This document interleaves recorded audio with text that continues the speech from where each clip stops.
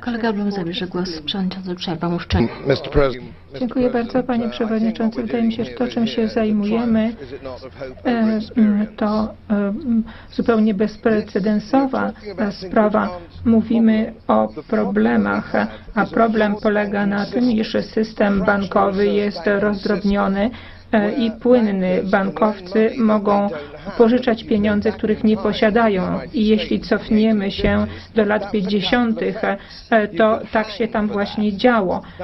Mamy nadzwyczajną sytuację, mamy mnóstwo rozwiązań, setki regulacji, rozwiązań, przepisów i to nie uchroniło nas od katastrofy. Tak i ten tekst także nie uchroni nas od kolejnej katastrofy, ponieważ nie skupiamy się na istocie sprawy.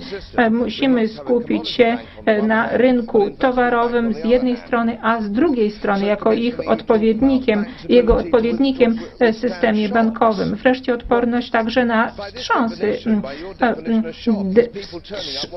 Wstrząsy polegają na tym, kiedy ludzie idą do banku i nie mogą odzyskać swoich pieniędzy. Na tym polega ten wstrząs. Czy musimy się tym zajmować? Mówimy o udziału w zyskach bankierów. To, z czym mamy tutaj do czynienia, to w zasadzie jest przypieczętowanie działalności kryminalnej banków. To naprawdę nadzwyczajne. Miliardy były odebrane podatnikom i dzisiaj żaden bankier nie trafił mimo tego do więzienia. Bankierzy nie zostali ukarani. To naprawdę niezwykła sytuacja. Będziemy przyjmować przepisy, dodrukowywać pieniądze, a banki będą dalej kontynuować swoją działalność. Również żaden prezes Narodowego Banku nie trafił do więzienia. Dodrukowywanie pieniędzy jest działalnością kryminalną. Te osoby powinny trafić do więzień.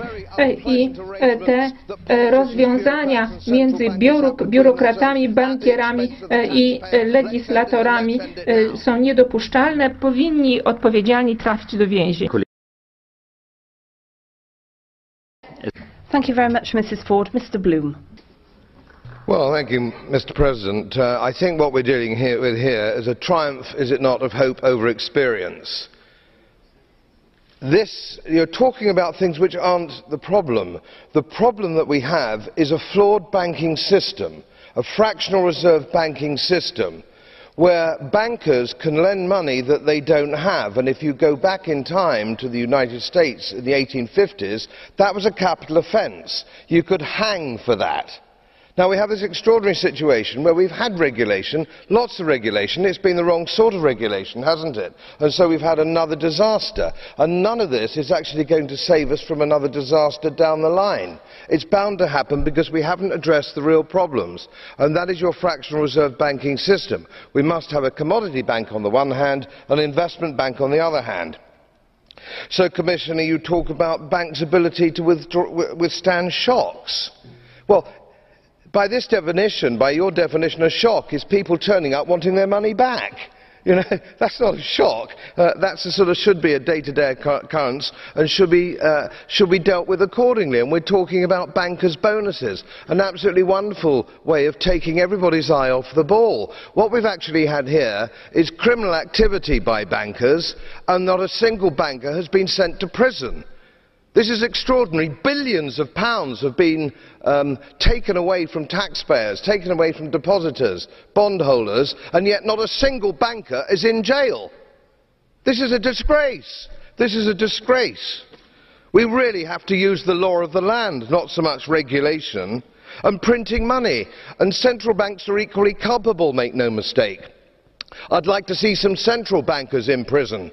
And I call quantitative easing counterfeiting. Printing money is counterfeit. It's illegal. If a private citizen did it, they would go to jail. So let's look into our own hearts. The very unpleasant arrangements that politicians, bureaucrats and central bankers have between themselves at the expense of the taxpayer. Let's end it, and let's end it now.